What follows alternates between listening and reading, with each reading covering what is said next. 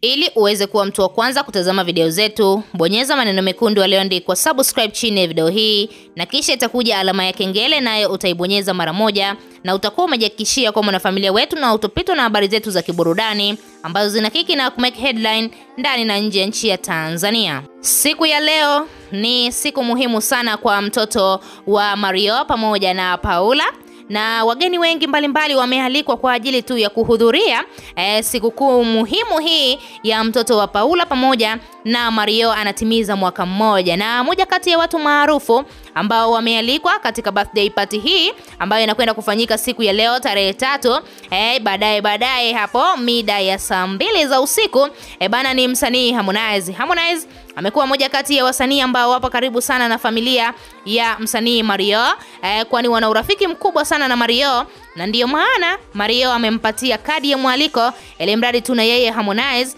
aweze kuhudhuria katika birthday party ya mtoto wa Mario. Sasa baada ya msanii Harmonize kualikwa katika birthday party hiyo, watu wengi wameongea kwenye mitandao ya kijamii kuwa itakuwaje msanii Harmonize atakapokutana na Kajala uso kwa uso, kwa sababu aliandika siku ya leo kwenye ukurasa wake wa Instagram kuwa amemmisi sana Kajala na anashindwa kabisa kuvumilia kusubiri huo muda wa kukutana naye. Sasa unaweza kuona hapo baadaye kutakuwa na mambo mengi sana ambayo yataweza kutokea na msanii Harmonize. Hatujajua atafanya nini atakapomuona Kajala, ni kama vile amemkumbuka na amemmisi kweli kweli mpenzi wake huyu wa zamani, na tunashindwa kuelewa kwa nini msanii Harmonize amekuwa ni mtu ambaye anashindwa kabisa kumsahau mrembo Kajala.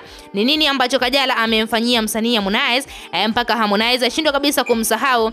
Hapo tutaweza kujua hapo baadaye baada tu ya Harmonize kukutana na Kajala ni nini ambacho kitatokea. Watu wengi wamekuwa na shauku kubwa sana kuweza kuona au kushuhudia hii sherehe ya birthday party ya mtoto wa Mario pamoja na Paula, kwa sababu tu msanii Harmonize na yeye amealikwa na Harmonize anadai kuwa yeye ni babu wa Amara na atasimama kama upande wa babu kwa sababu aliwahi kuwa na mahusiano ya kimapenzi na bibi yake ambaye ni Kajala. Tunaweza kusema kwa upande mwingine baadaye tutaweza kushuhudia mambo mengi sana ambayo yatatokea katika birthday party hii, na tunaweza kukuletea matukio yote ya moja kwa moja kupitia channel hii. Tuachie maoni yako, lakini pia usisahau kusubscribe.